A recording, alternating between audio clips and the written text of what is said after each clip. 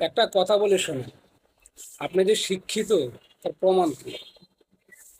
আপনি যখন শিক্ষিত ব্যক্তি তার প্রমাণ কি বলতে পারেন? আপনি যারা শিক্ষিত তার প্রমাণ শুধু একটু করে সাদা কাগজ। তো সাদা কাগজ ছাড়া আপনার কোনো প্রমাণ নেই।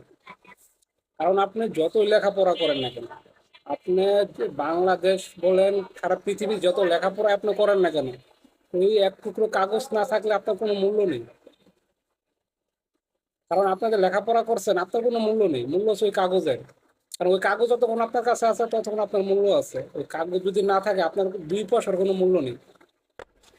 শিক্ষিত এবং জ্ঞানী এই দুইটার মধ্যে মানে আলাদা, দুইটা জিনিস হচ্ছে আলাদা। আপনি দেখেন, যে ব্যক্তি জ্ঞানী তার কোনো সার্টিফিকেট লাগে না। যে ব্যক্তি একজন জ্ঞানী লোক তার কোনো সার্টিফিকেট লাগে না, কিন্তু আবার শিক্ষিত লোকের সার্টিফিকেট লাগে, ওই এক টুকরো সাদা কাগজ। যে ব্যক্তি শিক্ষিত, যে ব্যক্তি শিক্ষিত আপনি যেই জায়গায় যাবেন, আপনি যদি কাগজটা সোনা করলে আপনার কোনো মূল্য নেই। কিন্তু একজন জ্ঞানী ব্যক্তি যার ভিতর জ্ঞান আছে, প্রজ্ঞা আছে, মানে জ্ঞান দিয়ে সবকিছু করতে পারে, তো কিন্তু সব জায়গায় মূল্যায়ন আছে। কিন্তু আপনার যদি একটা সার্টিফিকেট না থাকে, তা আপনার মধ্যে আর একটা অশিক্ষিতের মধ্যে পার্থক্য কোন জায়গায় থাকে? আপনার কাছে যদি সার্টিফিকেটটা না থাকে তাহলে আপনার যেমন শিক্ষিত ব্যক্তি আর একজন অশিক্ষিত ব্যক্তি, তার মধ্যে পার্থক্য কোন জায়গায়?